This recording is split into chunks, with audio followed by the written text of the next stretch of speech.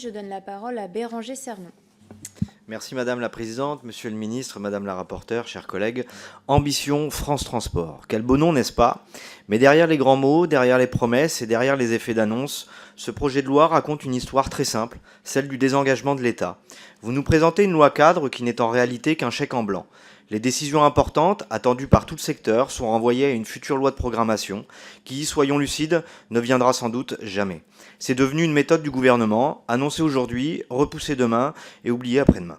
Pendant ce temps, le réseau ferroviaire vieillit, les petites lignes disparaissent, les transports du quotidien sont saturés, les collectivités manquent de moyens et les usagères et les usagers payent toujours plus cher. Le maintien de la règle d'or, bien que repoussé pour SNCF Réseau, est d'ailleurs incompréhensible. Mais le plus inquiétant n'est presque pas ce que contient ce texte, c'est la philosophie qu'il porte. Votre obsession, ce n'est pas le droit à la mobilité, ce n'est pas le service public, votre obsession, c'est la concurrence. À chaque réforme, à chaque directive, à chaque article, une seule boussole. Ouvrir davantage au marché, créer de nouveaux espaces pour les opérateurs privés, transformer un bien commun en marché économique. Comme si le privé était par nature plus efficace que le public. Comme si 20 ans de libéralisation n'avaient rien démontré. Pourtant, partout où cette logique s'est imposée, on a vu les mêmes conséquences. Une fragmentation des réseaux, une explosion des coûts de coordination, une dégradation des conditions de travail, une perte de maîtrise publique, et au final, des usagères et des usagers qui payent davantage pour un service qui n'est pas meilleur. Ce projet de loi poursuit cette fuite en avant. Il ne met plus la puissance publique au service de l'intérêt général. Il met progressivement la puissance publique au service du marché. L'exemple de SNCF Connect en est l'exemple le plus criant. L'État n'est plus stratège, il devient un simple organisateur et facilitateur de la concurrence. L'autorisation de transfert des rames amiantées en est consternant. Les collectivités ne sont plus des autorités publiques, elles deviennent des plateformes qui arbitrent entre opérateurs, et les citoyennes et les citoyens ne sont plus des usagères et des usagers d'un service public. Ils deviennent des consommateurs de mobilité.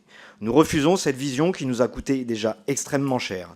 Les transports ne sont pas un marché, ils sont un droit, une condition de l'égalité entre les territoires, un outil de justice sociale et surtout un levier indispensable de la bifurcation écologique.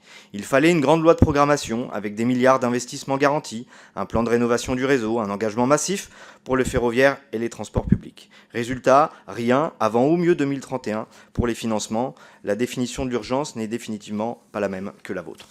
Vous choisissez une loi qui prépare surtout le terrain à de nouvelles libéralisations. Pourtant, la réalité vous rattrape, la mise en pause de l'appel d'offres concernant l'exploitation de l'étoile ferroviaire de Rouen et le désastre qui s'annonce. Au fond, ce texte est fidèle à votre politique. Quand il s'agit d'investir, il n'y a plus d'argent. Quand il s'agit d'ouvrir au privé, il y a toujours une réforme prête. Nous défendons exactement l'inverse. Nous voulons un État qui planifie, qui investit, qui protège, qui assume pleinement le service public. Car la mobilité ne doit pas être abandonnée au loin du marché. Elle doit relever de l'intérêt général. Et c'est cette vision que nous porterons tout au long de l'examen de ce texte. Je vous remercie. Merci beaucoup. Je donne la parole à Gérard Le Seul.